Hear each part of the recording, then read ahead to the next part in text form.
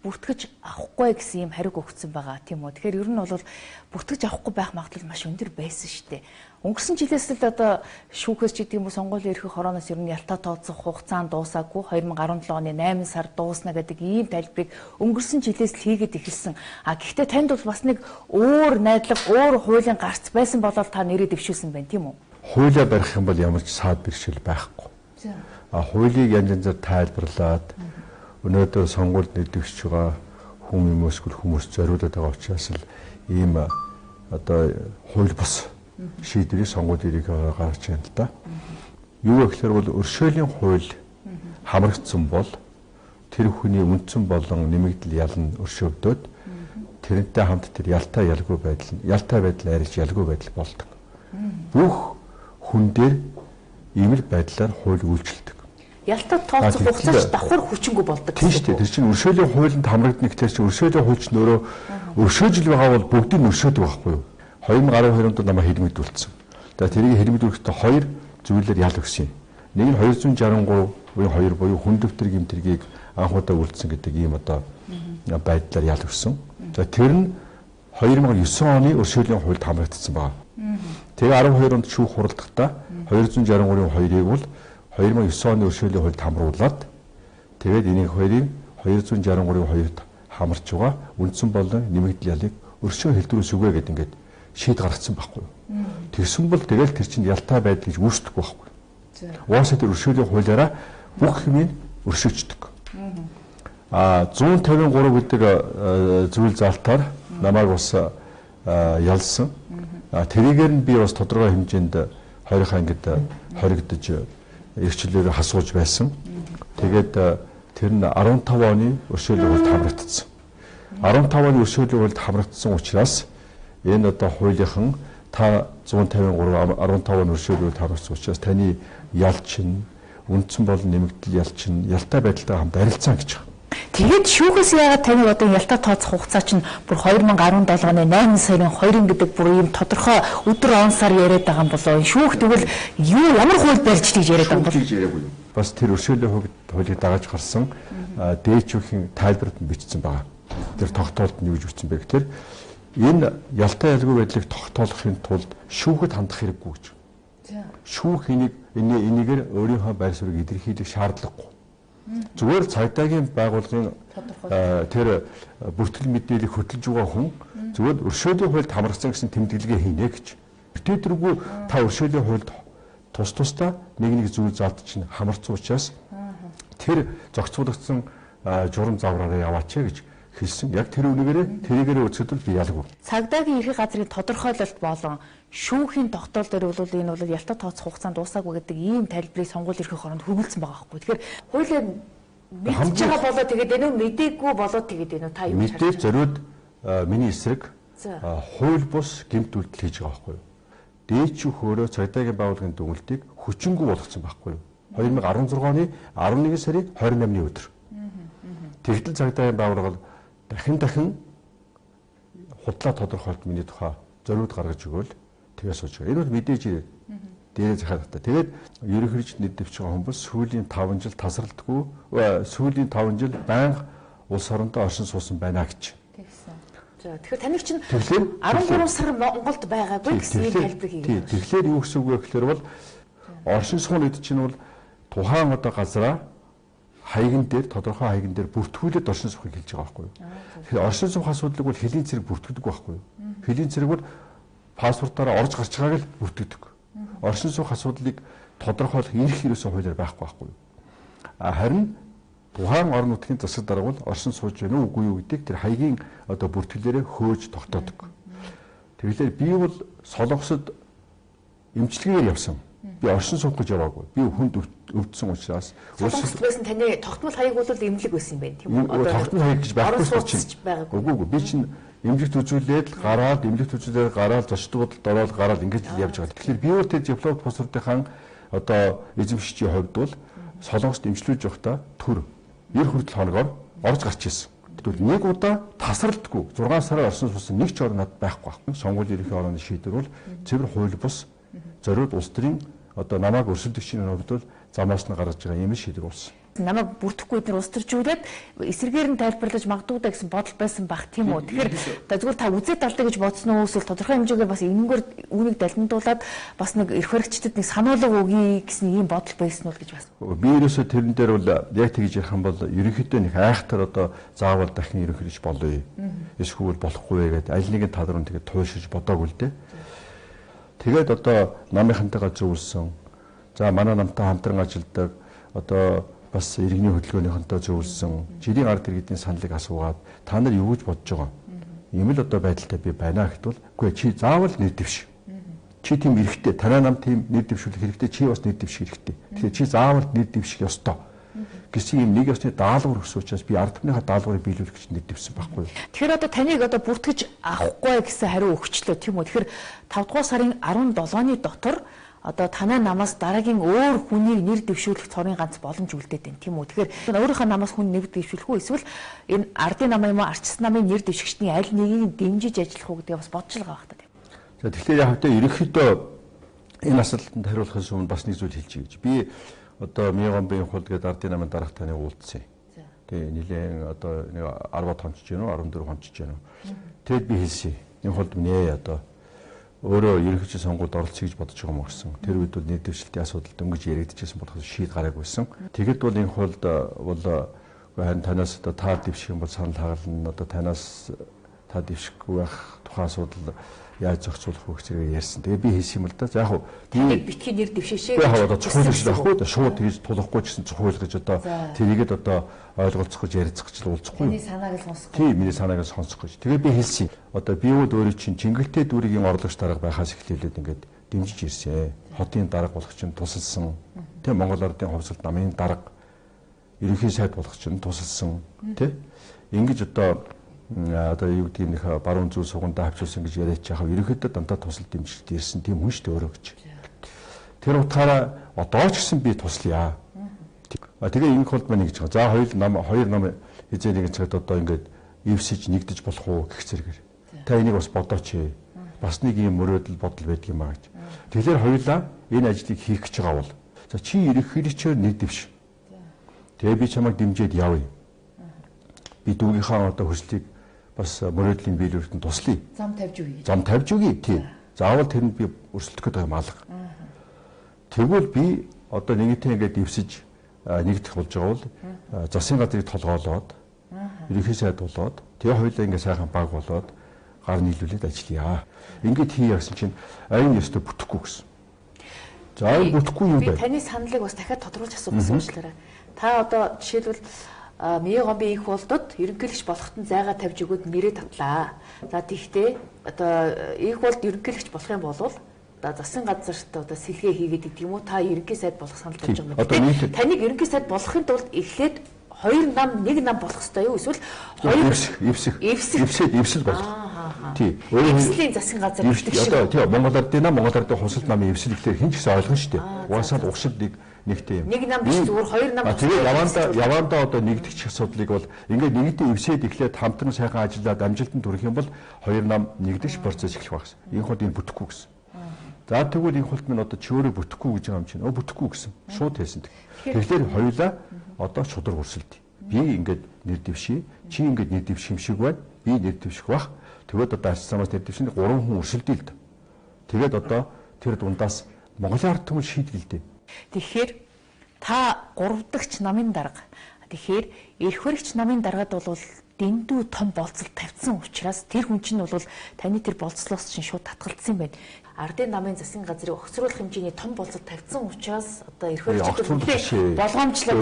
Өөр хамтран ажлын эвсий нэгдий гэсэн байхгүй даа. Хоёр нам нэгдэх тухайд ярьсан биш. Хоёр нам нэгдэнэ гэдэг чинь засгийн газрын хувь заяаны асуудал бол өөрөө бодоод үзлээ. Хоёр нам нэгдэнэ гэдэг чинь тэгээ нэг нам болно гэдэг чинь тэгэл засгийн газрыг хуурал ерөнхийлөгчийн албан тушаал дээр л бүгдээрээ бодлохоор бол тохирогоо хуваарлалтаа хийнэ л гэж тийм. Мэдээч тий. Чи өөр яадаг юм. Тий. Тэгэхээр нэг нь том нэг нь жижиг гэд яах юм. Гэхдээ тэгвэл өршөлдөе л дээ. Бид нар тэгвэл заавал тэрийг нэх одоо гол болцол биш байгаа. Зөвхөн шудраг өрсөлдөж л тэгээ та нэрээ дэвшүүлснээрээ таныг одоо бүртгэж авахгүй байх одоо чиглэлийг дээрээс өгөх нь тодорхой л байсан шүү дээ. Их бол даргуул өөрийнхөө өрсөлдөгчд мэдээж чинь буруу шүү дээ. Чи өөрөө бодоод үзлээ. Сэтгүүлч та нар бас эндээ эвлэрч болохгүй шүү дээ. Том нам гэж зарим нэг судлаа ингээд том намд хүлээж авахгүй санал том жижиг юм байхгүй. Нэгэнтээ эвсий гэсэн бол нэгэнтээ хамтрыг гэсэн бол тэгвэл хамт ачаа өргөх хэрэгтэй байхгүй юу? Ачаагийн үр ихээр тодорхой хэмжээгээр авах хэрэгтэй байхгүй. Тэгэхгүй бол хавчуурганд л явж байгаа нэг хэдэн албан тушаал гойрсон хэдэн биш ээ. Бид нар энэ улс орны өмнө тулгамдсан асуудлыг шийдэхин төлөө эдгэрч чадахгүй шүү дээ. Би хэлсэн шүү дээ. Амлалтаасаа ухарчлаа шүү дээ.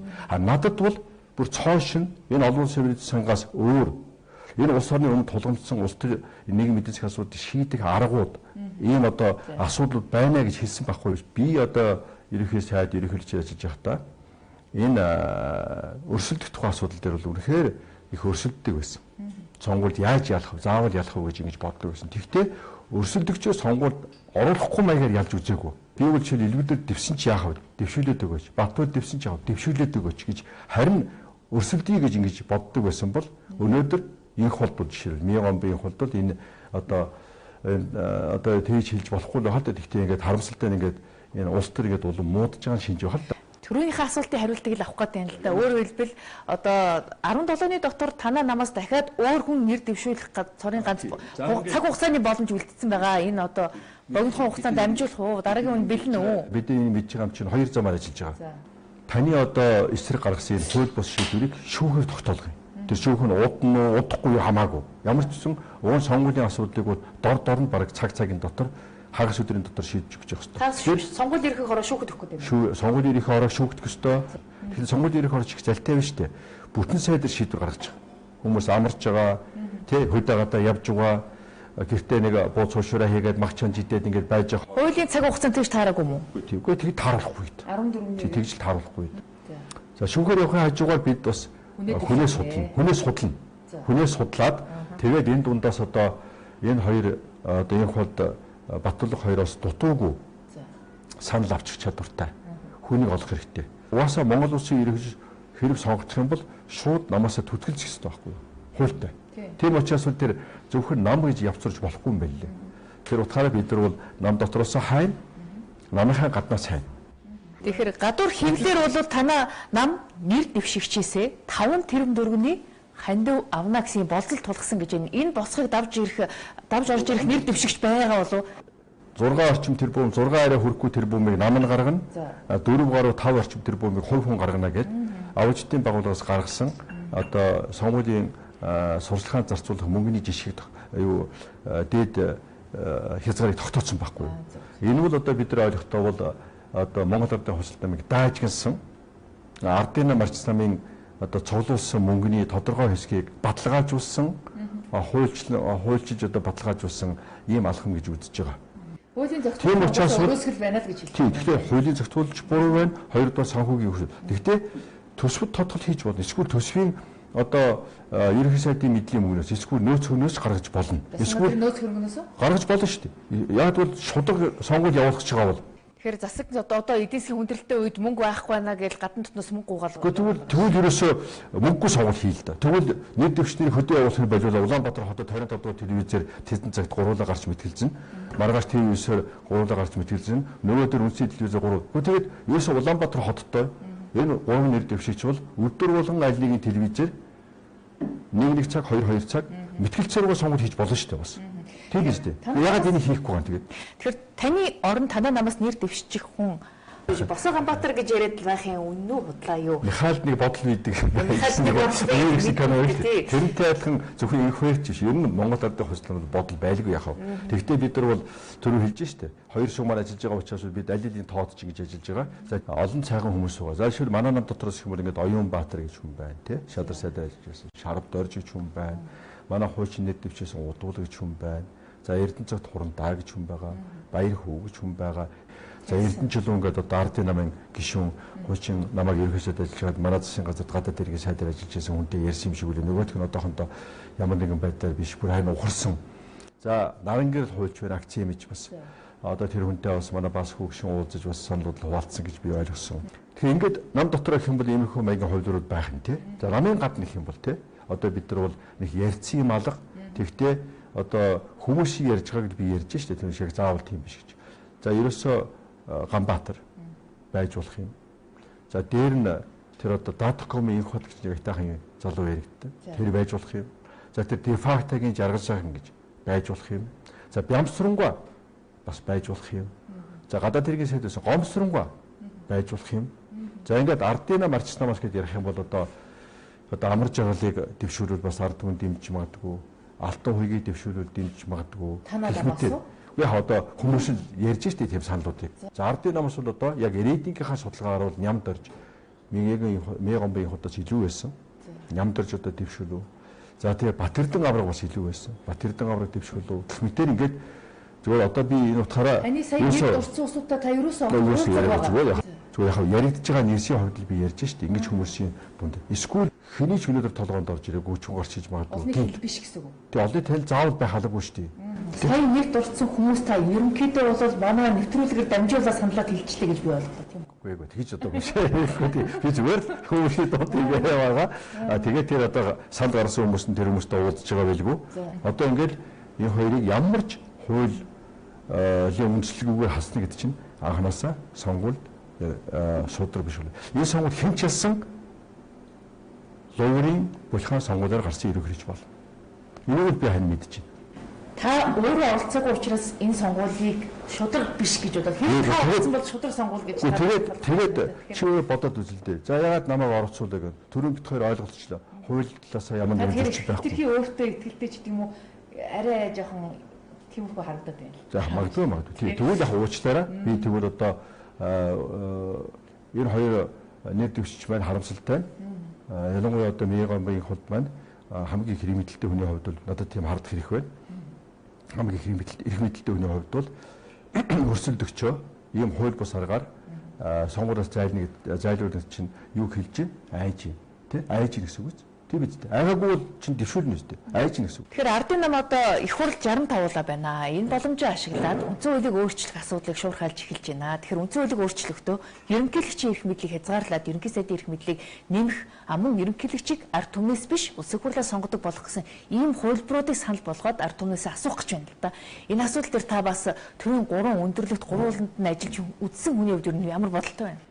Энэ бол бас нэг сонгуулийг шудраг бус болгох гэж байгаа нэг оролдлого. Өөрөө тийж харж чадахгүй юм. Энэ үндсэн хуулийн асуудлыг ярина гэдэг чинь ерөнхийлөгчийн сонгуулийг шудраг бус болгох гэж ардын намаас төлөвлөж байгаа луурын арга гэж би харж байгаа. Яагаад гэвэл ард түмний өмнө очиод хэлэх ярих сэдв байхгүй. Очиод зүгээр л загнуулна. Эсвэл хөөгдөн. Эсвэл одоо өндөг шийдвүүлнэ. Айгуул тийм л байдал. Тэгэхээр тэрийг давахын тулд бол манай Мегомбын хувьд мөн одоо ардын намын нөхдүүдийн олж байгаа овжийн мэх нь юу вэ гэхээр бол ерөнхийлөгчийн сонгуулийн үеэр үндсэн хуулийн төслийг ярья гэсэн нэг юм анхаарлыг одоо чи нодлон амсныгаа яагаад хүүмэн хийгээгүй вэ гэдэг асуултанд хариулахын тулд бол ийм арга шийдэж олж байгаа байхгүй юу? Давхар өөр юм давхар асуух гэдэг байна гэж хэлэх гээд байна. Шал өөр юм асуух гэдэг байгаа байхгүй тийм. Нөгөө өөртөө энэ чи зардал хэмнэх гээд байна л гэж яриад байгаа шүү дээ. Одоо бүх ард түмний санал асуулга гэдэг чинь бас л ерөнхийлөгчийн сонгуультай адилхан зардал гаргах гэдэг учраас нэг сумаар хоёр туулаа буудана гэсэн юм тайлбар хэлээд байна. Яг тийж тайлбарлал л дээ. Мэдээж ирээд тайлбар. Үний хэрэгдээ тийхгүй. Амлалтаа биелүүлж чадсан үгүй юу гэдэг ард түмний өмнө тайлан тавих хамгийн хүнд хэцүү асуултанд хариулах ер зэрэг дутсан учраас энэ үндсэн хуулийн асуудлыг урдаа барьж нохоо араас нь хөглөөр сүүлээр нэг шарваж нохоо хамраараа газар шалгахтай адилхан ахаад ард түмнийг хамраар нь газар шалгах гэж байгаа үнэний сүүл байхгүй юу? Хоёрдугаарт үндсэн хуулийг бол хичнээн олон судалдаа гэсэн нэг нам өөрчилдөг байхгүй юу? Өөрчилж болдгоо байхгүй юу? Үндсэн хууль чинь нэг намд зориулсан хууль биш. Энэ бол бүх намуудад нам булчуудад нийт 3 сая ард түмэн зориулсан хууль учраас хэдийгээр олон судалдаа гэсэн тэрийгээр төрөө барьж өөрчилж болдоггүй. Энэ бол одоо бичигдээгүй хууль. Бусад намуудтайгаа зөвшөлдсөн л гэж хэлээд байгаа шүү. Бусад намуудтай зөвшөлдсөн гэдэг бол тэдний саналыг авахгүйгээр худлаа уулцсан болж. Тэгж одоо энэ ажлыг хийх гэж байгаа. Тийм учраас энэ бусад намуудтай зөвшөлдсөн гэдэг нэртэйгээр үний хэрэг дээр өөртөө дангаараа батлах гэж байгаа ийм орлого гэж. За 3 дугаарт үндсэн хууль одоо бас зах зохиост эргүүлж ирсэн хүний хувьд тий шинэ үндсэн хуулийн төслийг боловсруулахад оролцож ирсэн хүний хувьд бол би бол одоо нэг зүйлийг бүр баталгаатай одоо 100% гэж хэлвэл одоо бурхны өмнөөс их ярьсан болчих магадгүй түрүүн өөрөө намайг зэмлээд байл да та өөртөө хитрхи итгэлтэй байна. Тэрнтэй адилхан одоо би бас тийм байдлыг үзүүлмээр байна. Би одоо 99%-ийг хэлчихье. 99% одоо надад итгэлтэй зүйл юу вэ гэхээр үндсэн хуулийн амин зүрх нь бол хүний эрх хэрэгчлээний асуудал. Монгол улсын иргэн хүний эрх хэрэгчлээний асуудал үндсэн хуулийн амин зүрх байдаг. Энэ асуудыг ерөөсөө хүндэхгүй мөртлөө өөрсдийнхөө эрх мэдлийг хуваарлах асуудал дээр дэндүү улаан бодож байна. Улс төрийн хямралын гол шалтгаан нь бол төрийн тогтолцооны одоо энэ засаглал хуваарлах зарчмын хоорондоо давхардаад байна гэсэн ийм тайлбарыг хэлээд байгаа юм л да. Ард түмний эрх хэрэгчлэг ард түмний амласан зүйлийг хийхгүй байгаа нь улс төрийн хямралын гол үндэс. Байгалийн баялгаа ард түмэндээ өгөх орон цөөн хэдэн луу орчин гартаа авч байгаа энэ улс төрийн хямралын гол үндэс. Энийг худлаа бултуулахын тулд тэгж байгаа аахгүй юу? Та бол ерөнхийлөгч байсан хүний хувьд ер нь Монгол улсын ерөнхийлөгчийн эрх мэдэл ер нь одоо парламентын засаглалтай бусад улс орнуудынхаас хамгийн өндөр эрх мэдэлтэй ерөнхийлөгч гэж одоо харьцуулсан юм судалгаа гарсан байна л да. Энэ дээр та ер нь ямар өөр юм бодолтой байна? Гэхдээ яг өнөөдөр яг ингээд судлаад үзэхэд бол ерөнхийлөгчийн эрх мэдэл бол нэг их биш.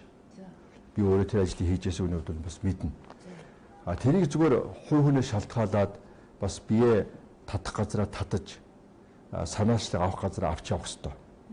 Эв нэгдлийг одоо бэхжүүлэх, эв нэгдлийг илэрхийлэх тал дээр бол ерөнхийдөө бүр санаачлагын хамгийн түрүүнд дандаа авч явдаг байх хэрэгтэй. Өөр хүмүүсийн хийж болох ажил руу хутгалдан орох бол тэр бол эрх мэдэл булаацалдж байгаа. Ерөнхийлөгчид бол хууль санаачлах эрх байгаа, шүүх борхоор авилгатай тэмцэх газрын удирдлагыг томилох эрх байгаа. Энэ бүхэн нь аргагүй эрхэнд одоо ингээд нэг оролцоход нөлөөлөд байгаа. Үгүй, тэр бол зүгээр хэлбэрийн эрх байхгүй юу? Агуулгын эрх биш. Та жишээлбэл ерөнхийлөгч байхдаа одоо шүүгчид нөлөөлөх орлого хийж байгаа юу? Тийм байгаагүй. Одоо үзийчсэн, харъячсэн, судлаачсэн би ерөнхийлөгчийн хувьд л ажиллаа хийж байхдаа ямар нэг шүүгчид нөлөөлж исэн нэг ч тийм жишээ байхгүй. Тэр хүнийг ажил томилж байгаад тас нөлөөлж исэн хүн говьд тодорхой хэмжээгээр холбоотой байсан байж таараа гэж байна. Үгүй яав тэр нөгөө одоо хуулиараач тэр зохицуултаарч тэр доороос ирсэн сандыг л ерөнхийлөгч харгалзан үзэж баталгаажуулдаг байхгүй юу? Өнөөдөр хань харамсалтай нь энэ байдал алдагдаад тэгээд ерөнхийлөгч цэвэр үүрэг өгч томилдог болсон.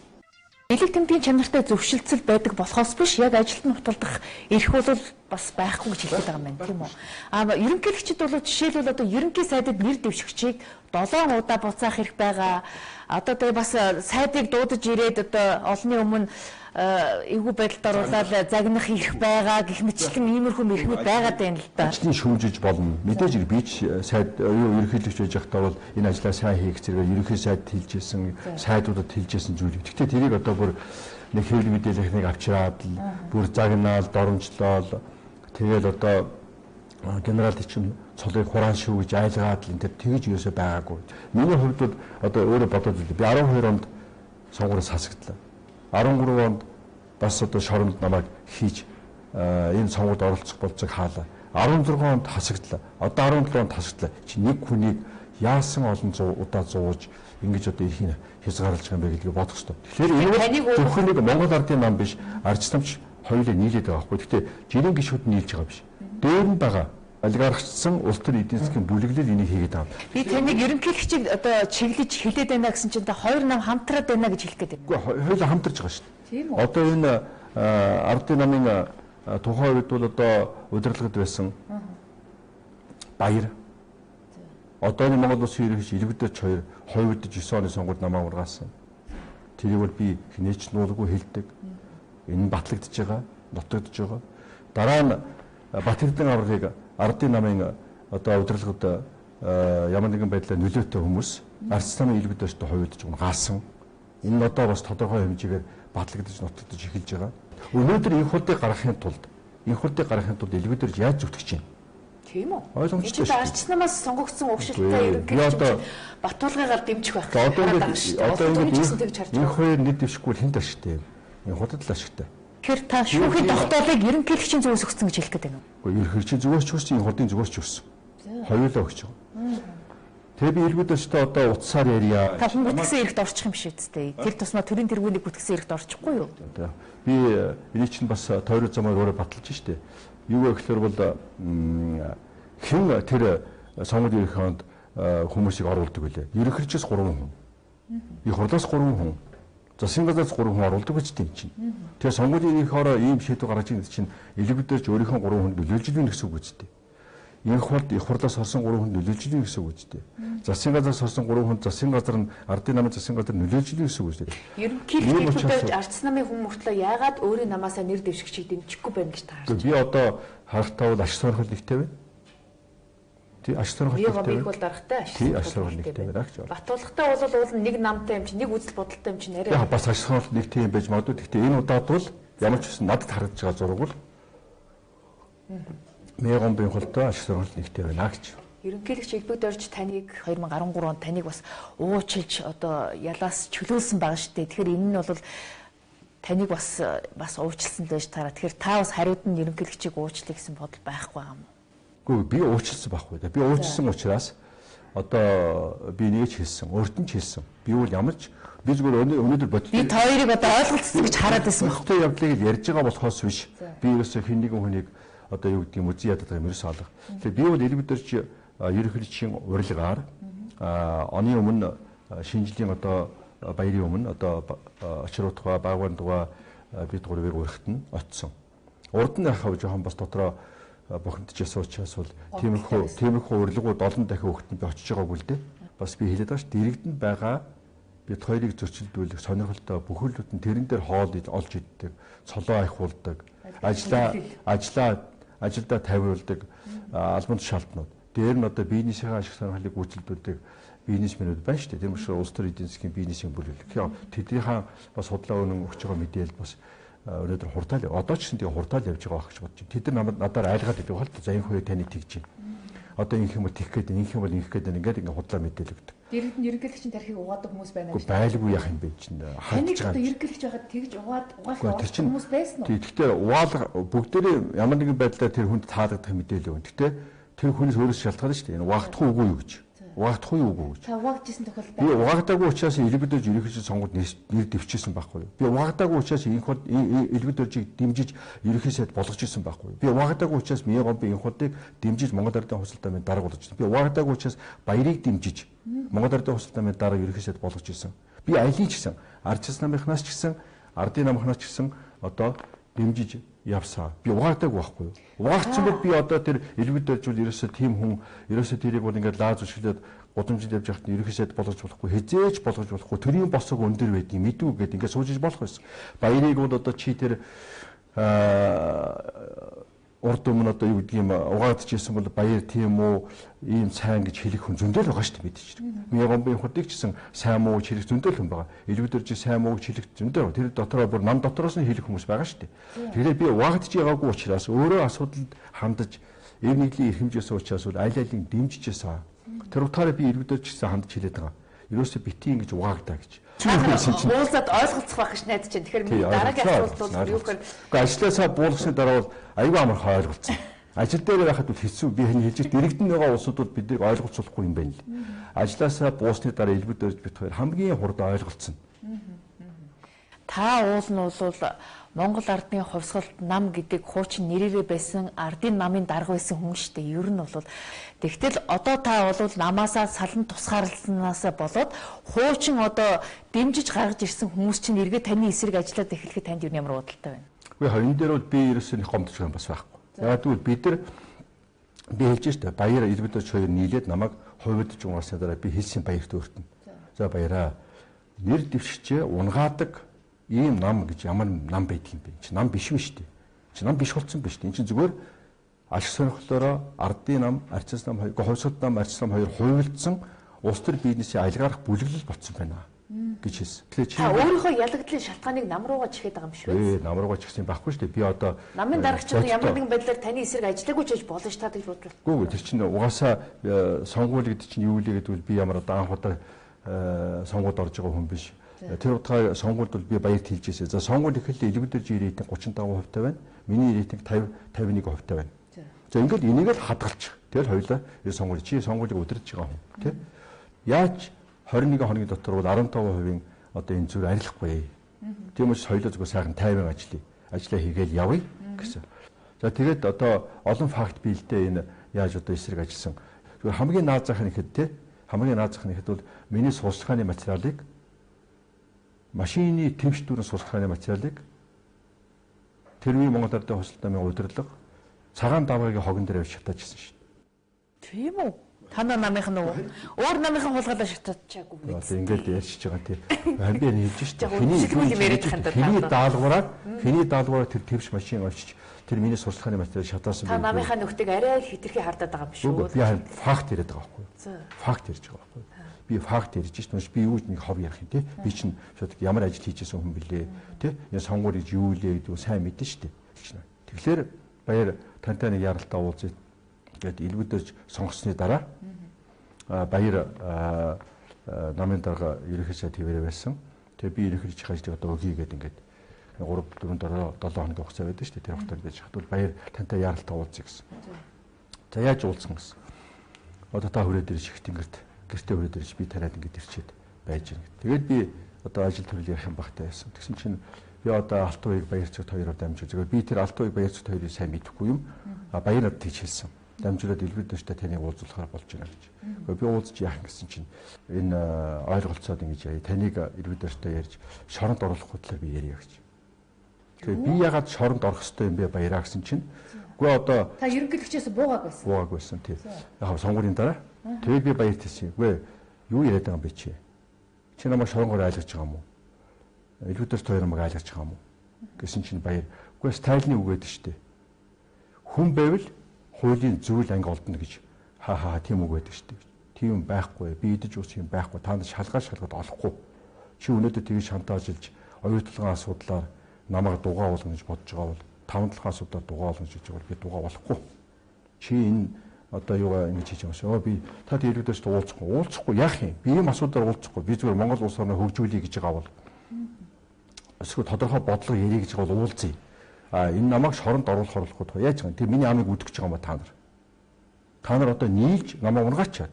Энэ чинь нийлж унгаасны бас нэг илэрхийлэл байхгүй юу? Нийлж унгаачаад одоо нийлж намайг айлгаж миний амийг үдгэх гэж шоронд оруулахын тулд чи юм байсан болцолт явах гэж байгаа юм. Тийм байхгүй. Би ямар болцолт явах гэжсэн гэж одоо оюу толгой 5-7 асуудал дээр тэр үед чинь бид нар нэг байр суурьтай болоо гэж танд магадгүй. Одоо би бол чирэл баяртай тэр үед бол чиглэг юм уу? Үгүй тэрхүү цуулгаж байгаа юм л да тэр чинь. Урд нь бит хоёр олон асуудлаар зөрчилдөж байсан. Тэрний дотор 5-7 асуудлаар би 5-7-ыг бол энэ том ордыг бол төрсөн буцааж аваа. Та намын дарагтайгаа 5-7 асуудал дээр бол ерөнхийдөө зөрчилдөж байсан тийм. 5-7 асуудлыг бол чи усад буцааж 100% авах хэрэгтэй байтал ягаад чи ухаан хотлыг ингэж тастаж өгж байгаа юм бэ гэж би загинж ирсэн.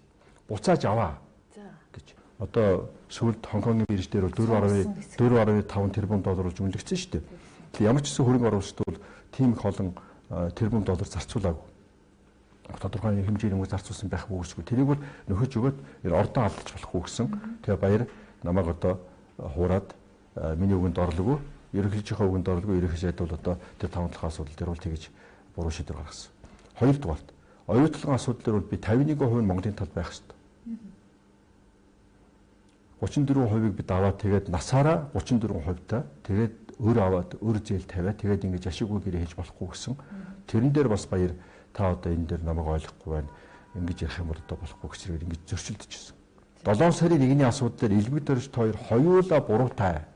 За яг хуулийн талаасаа эрүүгийн хариуцлага хүлээхгүйд ёс зүйн хувьд бол буруутай шүү дээ та хоёр. Нэг нь арчил намын дарга, нөгөөт нь ардын намын дарга. Хувьсгал намын дарга. Хоёулаа ингэ сонгуулийн кампанид ажиллаа хийхдээ булхаатай ловертэй хийсэн учраас ард иргэд ингэж бухимдаад тэгээд одоо гадна шатаах байдал даамжраад бүр хүн амны хэрэг гарлаа шүү дээ. Тэгэхээр ёс зүйн хувьд хоёр буруутай байхгүй гэсэн. Тэгэхээр энэ одоо байдал маань өөрөө баярыг за иймэрхүү юм ярьж явах бах энийг одоо болиулъя гэдэг байдлаар энэ хоёр тохирч тэр батлагдсан. Сүүлд үйл явдлаараа бол би шоронд ороод оюу толгой гадныхны гарт ороод 5-7 дээр ухаан хурдыг тасалж өгөөд тэгээд энэ үйл явдал 7 сарын 1-ээр баяр иргэдэрч хоёр ятгана ёс суртахууны хувьд уучлал өгөх оронд хэдэн цагдаагийн дарга нарын шоронд оруулаад тэгэл дууссан байхгүй. Тэгэхээр сая улсын хурл бол энэ Рио Тинтогийн шахалтаар одоо гаргасан шийдвэрээ цуцлаад оюу толгоогоос гарч байгаа борлуулалтын орлого бол Монголын банкудаар дамжихгүй. Гадны банк, Дубай банкаар дамжих гэдэг ийм одоо шийдвэрийг буцаагаад ингээд гаргасан шийдвэрээ цуцалчлаа л да. 2008 9 оны намар иргэдэж ерөнхийлөгч болсон байсан. Дэмбэрэл улсын хурлын дарга байсан. Баяр ерөнхий сайд байсан. Үндэсний аюул гэдэг зөвлөөр хэлцээд энэ гэрээг энэ учир дутагдaltaй, алдаатай гэж би боддгийн. Тухайн үед бол бас энэ гэрээ шүмжлэгдэжсэн учраас Алтан хувийн засгийн газрын үед бол эргэж харъя гэдэг. Энэ нэрээ үнэхээр засах ёстой байна гэсэн асуудал яригдчихсэн. Тэгээд тэр утгаараа тодорхой хэмжээгээр тэр төсөл жоохон царцсан байдалд орсон. Царцч байхад одоо ингээд жоохон түтгэлзэх. Тэгээд тэр зогсон байдалд орж тэр гэрээг хилцээрээ засах байдал болсон. Тэгтэл сайхан бэлэг ерөнхий сайд болонгуудаа бүр Монголдооч биш. Дубайд очив. Хаа байсан Дубайд очоод энэ баярын байгуулсан гэрээг баталгаажуулаад гаргаж сурцсан байхгүй юу? Оюу толгойг одоо гадны банкнд барьцаан тавих одоо ийм заалт бол байгаагүй. Энэ заалтыг нэмээд баталсан гэж яриад байна. Тий. Яг одоо тэр гэрээнд тэр бол нэг л жижигхэн деталь нь. Гол асуудал нь юу гэхээр 34% нь Монгол. Тэгвэл энийг зээлээр авна. Зээлээ төлж мөд дуусахгүй. 29 жилийн дараа юу гэдэм тэр гэрээний дагуу ногдол ашиг хувааж эхлэх гэж. 29 жилийн дараа, бараг 30 жилийн дараа гэсэн үг. Баяр бит хоёрч тэрийг үзэж чадахгүй баг. Одоо оюутлага бол энэ Дубай банкнд барьцаан тавигдчихад байгаа учраас Рио Тинтогийнхэн хэрвээ энэ зээлийг төлж чадахгүй бол бид оюу толгоо Дубай руу алтна гэсэн үг. Ийм байдал үүсчлээ л гэж яриад байгаа юм. Ерөөсөө энэ нэгэнтээ 66%-ийг гадныхаа мэдж байгаа. 34% нь Монголын өртөө байвал тэр зөвхөн Дубайч биш. Ерөөсөө тэр Рио Тинто гэж компани бол энийг зарж болно. Барьцаанд тавьж болно, тавиад туудчиж болно. Ерөөсөө бид нар өөртөө хянах бид өөрөө тэрийг хянах ямар ч болцоог байхгүй. Тэр утгаараа би шүмжлээд байгаа байхгүй. Би баярд муу, элбэдөөчд муу ерөөсөө байхгүй шүү. Хувь хүний хувьд бол би хүндгэлтэй хандж байна. Гэхдээ яг албан тушаалтны хувьд бол алдаатай шийдвэр орсныг би шүмжиж яриад байна. Тэгэхээр улсын хурал Монгол улсын парламентын засаглалтаа бол хууль тогтоох дээд байгууллаганд бүхэл бүтэн гадаадын нэг компани шахалтаар ингээд гаргасан шийдвэрээ хэдхэн хоногийн дотор ингээд буцаагаад цуцалчж байгаа асуудал руу гадны Монгол улсыг гадныхан удирдах нэг үс ийм нөхцөл байдал харагдаад байна. Яг шууд удирдлаганд орсон байгаа юм чинь. Одоо тэгэхээр тэр тайлбарлахаас өөр яах юм? Тэр би ерөнхий сайд байсан бол энэ тулгалтыг хүлээж авахгүй хэлзээр хийж байгаа засч чаднаа. Засах аргыг би мэдэж байна гэж би энэ хурд хэлсэн юм. Тэгвэл би албан тушаалд хэрэггүй. Би улс орны өмнө тулгамдсан асуудлыг засаж та нарт туслая л гэж би ярьж байгаа. Тэгэхээр Монголын одоо парламент бол өөрөө өнөөдөр нэг өдөр нэг шийдвэр баталдаг 3 хоногийн дараа өөр шийдвэр гаргаж чаддаг ийм одоо арчаагүй гэх юм уу бие даасан биш шин чанартай ийм парламент болсон биш харамсалтай. Тэгэхээр эрдэнтийн асуудал дээр ч гэсэн бас Оросууд 49% гинтхэн одоо яаралтай ганц 2 сарын дотор Монголын засгийн газар авахгүй бол өөр тийшээ зарлаа шүү гэдэг ийм болцлыг тулах бас нь Оросууд монголчуудыг хаялаа гэдэг ийм тодорхойлт дагалдахад хүргэлээ л дээ. Нэгдүгээр геополитик талаас нь аваад үзэх юм бол их харамсалтай юм болсон. Оросууд байж ах нь бидэд хэрэгтэй. Бас одоо дандаа ганцхан нэг улсаас хараад эдийн засгаас нь хараад ганцхан улсаас одоо мөнгө төрөг орж хүлээдэг зах зээл дээр нь ажиллах гэж хүлээлдэг байхаас 2 дахь 3 дахь 4 дахь 5 дахь орн орж ирэх юм бас чухалчтай тийм биз дээ. Пүүчин ерөнхийлөгчдөө тухайн үед би уулзж байхдаа энэ асуудлаар ингэж ярьдаг лсэн. Пүүчин ерөнхийлөгч бол энэ асуудал дээр бол нэрээ тийм байна. Тийм учраас л одоо энийг одоо 2 орны нэгэн гүүр гэж ашиглая. Эдийн засгийн үр ашиг гэхээс илүү улс төрийн харилцааны бас нэг гүүр гэж яриад байна. Заавал эдийн засгийн биш. Ерөөсөө улс төрийн харилцаа, гадаад харилцааны маш том гүүр байхгүй юу? Эрдэнэт Монорос Цүтмэд эсвэл одоо тэр Улаанбаатар төмөр зам мэдрэл маш том гүүр байхгүй юу? Манай өвөг дээдсийн байгуулсан гүүр. Тэгэхдээ харамсалтай нь гүүр тасарчлаа. Шалтгаанаар тэр гүүрийг таслаа хийцсэн. Эрдэнэтийн 49%-ыг Оросууд худалдсанараа одоо Монгол Оросын хоорондох улс төр эдийн засгийн тэр гүүрийг бас нэг тасалдахад нөлөөлчлөө гэж хэлсэн. Тэгвэл одоо Монгол бас одоогийн байдлаар бол урд хөршөөхөн эдийн засгийн одоо хараат байдалд орчоод байна. Одоо зарим газар болон өмчийн хувьд ч гэсэн одоо хятад улсын нөлөө ороод ирсэн байна гэдэг ийм болгоомжтол байна. Тэгэхээр энэ дээр ер нь ямар арга хэмжээ авах хэрэгтэй байсан бэ? Та юу гэж харж байна? Одоо нэгдүгээрт бол энэ өөр зээл их тавих хэрэггүй. Ер нь хятад гэхээсээ илүү энэ хинээс бид нар зээл авч чинь тэрнийхээ одоо өмнө хараат байдалд орж байна. Тэр үед бол тухайн үед бол одоо Оросын холбооны улс юм уу зөвлөлтөрөд улсын их хөрийн асуудлыг 11.7 тэрбум долларын асуудлыг шийдэхдээ Оросын хэдийгээр бидэртэй сайхан харьцаатай ч гэсэн нэг орны хараат байдалд орохгүй эдийн засгийн хувьд тусгай тогтолцоо бэхжүүлээ гэдэг талаасаа монголчууд их баярсан шүү дээ. Одоо тэгэхээр бидний мөр бол 24 тэрбум доллар болчлоо. Тэр Оросын их хөрөөс 2 гаруй дахин илүү өр тавигдсан байна. Жишээлбэл энэ дотор бол ямар ч утгагүй байгаа. өөрийнхөө баялаг оюу толгой гэдэг ордын 34% авахын тулд энэ дотор 4-5-6 тэрбум долларын өр тавьсан баг. Чи юу гэсэн үг вэ? Өөрийнхөө баялагийг өөрөө худалдаж авч байна. Авахтаа эргэж өөртөө өр өсгдөг тийм одоо хачин гэрээг баяр хийчихэд одоо миний бахархал гэж яриад одоо тэрийн сайхан билег очиж Дубайд болон Батгаж явж байгааг л би маань амын олигархууд ингэж хамтдаа ажиллаад байна. Анхааралтайгаараа хүмүүсийг хийж байгаа шүү дээ. Хятадын засгийн газараас 2 тэрбум юаны буцалтгүй тусламж үзүүлэхээр боллоо гэж байгаа. Тэгэхээр магадгүй үүний цаана ямар нэгэн бодлого зорилго байх үгүйсэхгүй тийм үү? Мөнгөний цаана заавал бодлого байгаа. Мэдээж шүү дээ. Юу ч мөнгө буцалтгүй тусламж байна уу? Эсвэл юу? Одоо ч Америкийн нэгдсэн улс бол шууд гэж хэлэхгүй ч гэсэн тухайн үед би ерөнхийлж ирж байхдаа Буш ерөнхийлөгч урилгаар ажиллаад цагаан ордонд Буш ерөнхийлөгчтэй нэг гэрэн дээр гар өссөн. Тэр юу байсан бөлөө 285 сая долларын буцалтгүй тусламжийг Америк хэлцээс авсан. Нэг үгүй хэлэхэд яг Америкуудтай ингэж ярих юм бол үгээрээ хэлнэ л дээ. Нэг үгээр хэлэхэд бол Иракт Монголын цэргүүд ихээс их хөл ажиллагаанд оролцсон. 2003 онд бид Ирак руу цэрэг явуулсан. 2008 онд 5 жилийн дараа буюу тэр жилдээ биш гэдэг 5 жилийн дараа лагтны хаяв ирж штэ. Тэрнтэй адилхан одоо бид нар бол тэр буцалтгүй тусламжийн цаана заавал нэг хариу барих ёстой байдал. Ёс зүйн хувьд ч тийм байдалд орно штэ.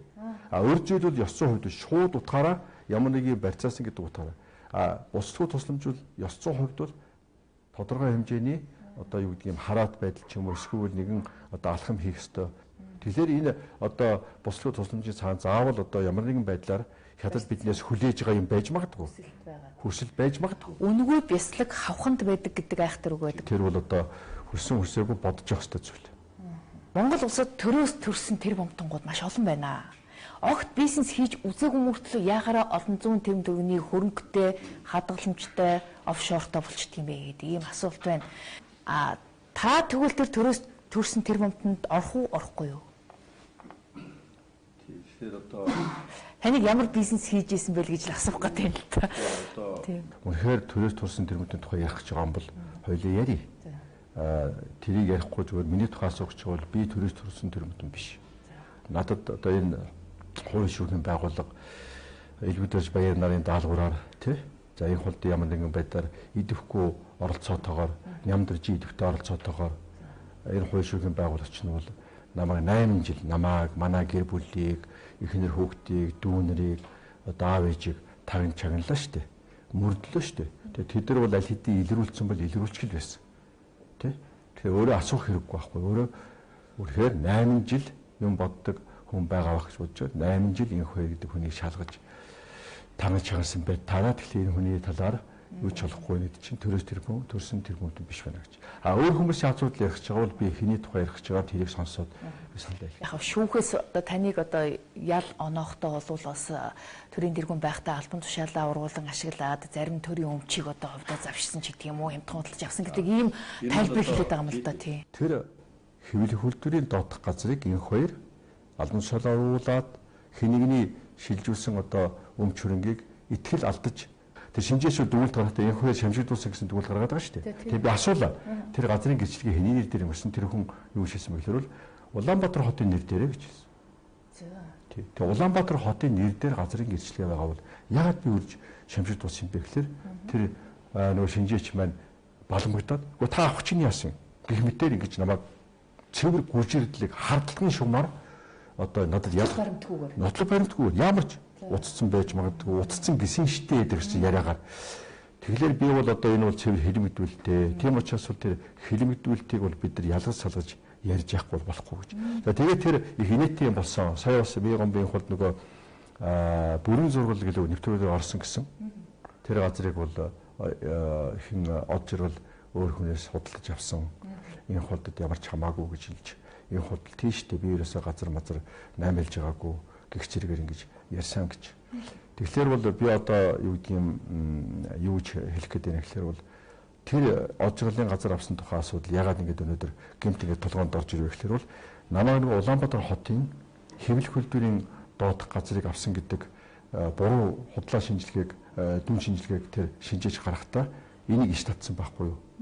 Одоо тэр Central Tower-ын доотх газрыг оджиргал Наранхүү Бондорооны Наранхүүгээс одоо хэдээч гинөө 1 сая доллар гинөө 2 сая доллар авсан.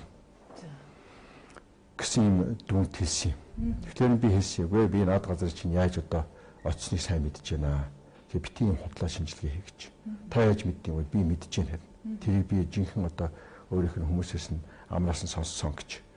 Тийж хийсэн. Тэгсэн чинь тэгээд шүүх намайг энэ хоёроо та битгий шинжээчээ дарамтлаад тэгээд алах тогтсон. Тэгээд би суулсан л доо.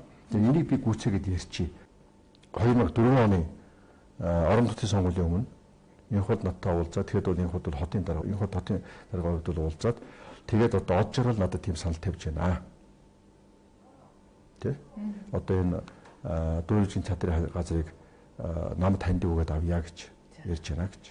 Тэгэхээр нөгөө тэгээд чи энэ асуудал шийдэж чадах юм тэр чиний хөшөө мөшөөтэй бас олон хүмүүсийн танилцуулсан газар тэгж болдго юм гэсэн үг яхав шийдвэр шийдэлтэй гэж. Гэхдээ тэгээд хуулийн дагуу шийдэж болдгоо одоо би юу хэлэх вэ? Хоёрдугаар тул од жаргал арай даварчхан биш үү? Та тэр үед чинь намын дарга байсан. Тэгэхэд бол намын дарга бөгөөд их хурлын дарга байсан. Од жаргал арай даварчхан биш үү? Чи одоо юу гэсэн үг гэдэг чинь олон хүмүүс очтой фантамтай морь булгуулж байгаа фүршөөдөө юу штэ гэсэн. Гэхдээ тэгээд дарга сонгуульд ороход мөнгө хэрэгтэй байна штэ. Гэхдээ тэгээд хэдийг яаж байгаа 200 сая төгрөг намайг танд өгж байгаа маа. Тэгээд тэр газрын асуудал шийдчих үү. Тэгээд өөрөө л мэдчихье. Тэгвэл одоо үнэхээр намайг тийм би тэгтээ тэрэн дээр л одоо бодоход болоо ширээ шаагүй. Энэ миний буруу л да. Тэгтээ ийм асуудыг энэ холд ажил хоёр надад хэлж одоо миний зөвшөөрөл авах гэдгээс илүү хоорондоо ярьцчаад тийм мэдээлэх маягаар надад хэлж ирсэн. Тэгэхээр бол бодиттой байдал бол ийм ээ. Тэгэхээр одоо эсвэл од жаргал энэ холд хоёр худлаа матцсан байна эсвэл худлаа ярьж. Тэрийг од жаргал хин нэгэн хүнээс худалж авсан бол би өстой мэдэхгүй байна. Тийм юм лавл одоо энэ хот надад танилцуулж байхад бол тийм юм яриаггүй. Би бол өөрсдөө хэлж байгаа. Сая миний ярьсан зүйлүүдийг бол одоо бүтэн оруулал энэ нэвтрүүлэг бол утга төгөлдөр болно. Би хийсэн үгэндээ хариуцлага хүргэдэг. Зүгээр та нар монтажлаад хурд шимээгээд хасах маягаар яаж байгаа бол одоо хоёулын яриагаа өндөрлөөд тэртээ одоо анхны та нарын өгсөн лимитээ чинь хитэрч шиг боллоо. Нэрээ санснаас танаа дүү инх туяаг бас Интерполоор хайгаад байгаа гэдэг таны бас нэг албан тушаалын хэрэгтэй холбогдуулаад бас нэг хэлмэдүүлэх гэсэн нэг ийм сураг сонсогдоод байсан юу болсон бэ? Та юу дүүтэйгээ одоо юу холбоо барьж байгаа юу? Яаж амьдарч байгаа бол ягаад Монголд ирэхгүй байна? Ирэх юм бол баривчлах уу яа? Ирэх юм бол шууд баривчлаа шүү дээ. Шууд шоронд хийн. Энэ хоёртой холбоотой энэ хоёрын төрсөн дүү бол төрсөн гэмт хэрэгтэн. Энэ хоёрын төрсөн дүү биш бол гэмт хэрэгтэн биш шүү дээ. Надтай хамт одоо ямар нэгэн байдлаар хэлбэж байгаа улсууд бол аль аль нь өрсөлийн хуулинд хамрагдсан байхгүй юу? Хамрагдсан байж хаад Интерполоор шалгасан хэвээрээ. Интерполоор хайлгсан хэвээрээ. Тэгэхээр энэ чинь хэлбэгдэл байхгүй юу? Одоо тэрнээс хойш юу одоо манай инхтэй надтай холбоотой тийм одоо утгагүй асуудлаар их юм бол ерөөсө бүгдний шоронд явна гэсэн чинь. Тэрнээс хойш бүр хичнээн тэрбум долларын оюу толгой ямар замаар явчих вэ? Таван толгой ямар замаар явчих вэ? Худалдаа өглийн баг Эрдэнэтийн асуудал ямар замаар явчих вэ? Хичнээн одоо Чингис бонд тий одоо хэдэн самурай бонд хэдэн тэрбум доллар хаашаа явчих вэ? Тэр одоо Саус Копигийн асуудал яаж Каплагийн асуудал хэдэн тэрбумаар явчих вэ? Тэнд хэн хариуцлага хүлээж байгаа юм бэ өнөөдөр? Хэн ч хариуцлага хүлээх. Монгол улсын төрийн 3 өндөрлөгт ажиллаж үзсэн улс төрд одоо олон жил бас бүх шатанд одоо бүх муу мухай булхай сайн сайхан бүгдийг л одоо үзлээ харахаар зарим хэсгийг ярьлаа шүү. Зарим нь өөрөө асуусангүй учраас би дутуу ярьлаа. А үний хэрэгтэр бол би нөө зөвхөн жижигхэн хэсгийг ярьлаа шүү. Энэ бүгдийг ярих угаасаа цагийн хугацааны боломж авахгүй. Тэгэхээр та улс төрд одоо төрийн 3 өндөрлөгт бүгдэнд нь ажиллаж үзлээ. Тэгэхээр та улс төрөөс одоо болий гэд энэ муухай одоо орчноос ер нь зайгаа барих бодол танд ер нь хизээ төрөх бол юу гэсэн үг одоо ард түмэн энэ нөхдүүдэд сайхан ажиллах бол би тэр өдрөл болно шүү дээ. Илбэтээр ч юм уу, хулд ч юм уу хэн байдгийг одоо энэ ардын нам алсамынхаа сайхан ажиллах юм бол надад миний хэрэгцээ байхгүй болно шүү дээ. Эдгээр муу ажилласан цагт бол би ард түмэн намайг хүссэн хэвээрээ нөхөр минь чи Монголдо очиж тэр эмчилгээгээ дуусгаад хурдан Монголдо ээж энэ ажлыг цэгцлэе гэж ард түмэн даалгавар өгöd байгаа байхгүй юу. Тэгэхээр эдгээр сайн ажилласан цагт би бол ямар ч хэрэггүй. Таныг улс төрт идэвхтэй байгаад магадгүй энэ зарим эрх баригчид болон сөрөг хүчний донд бол бас нэг хүчтэй өрсөлдөгч хэвээр байгаад байгаа учраас эдгээр танаас болгоомжлоод магадгүй таны тэр ялтаа тооцох хугацааг чинь сунгаад ч гэдэм үү дүүгийг чинь хэлмэдүүлэх гэдэг нэг юм барьцаа үүсгэж байгаа юм шүү. Тэгэхээр тэр бол ойлгомжтой шүү дээ. Тэгэхээр тэр бол би хэлж штэ. Өөртөө сайн ажиллавал миний хэрэгцээ алга болно. За ингээд бидний ярилцах цаг дуусч ингээд бидний урилгыг хүлээж авч тэрнгүй сайхан ярилцлага өгсөн танд баярлалаа. Тэгэхээр Монголын улс төрд та 20 жил одоо хашир бүрэх болтлоо зүтгэлээ. Тэгэхээр ер нь бас энэ улс төрөөс зайгаа барих цаг нь болоогүй л байгаа байна гэж харлаа. Гэхдээ 3 дахь хүчний орон зайг та бас намынхаа зүгээс бас идэвхтэй ажиллаж бас энэ орон зайг бас нэг одоо хяналтын одоо сөрөг хүчний зүгээс одоо болгож ажиллаарай гэж хүсэн. Ингээд таны цаашдын ажил амжилт хүсье. За их баярлалаа. Ингээд телевиз үзэгчдээ их баярлалаа гэж хэлье. За баярлалаа. Манай энэ удаагийн ам нээвэл зочны ярилцлага Монгол Ардын Амьсгалт намын дарга энх хоёр оролцлоо. Анхаарлаа хандуулсан үзэгч тагунд баярлалаа.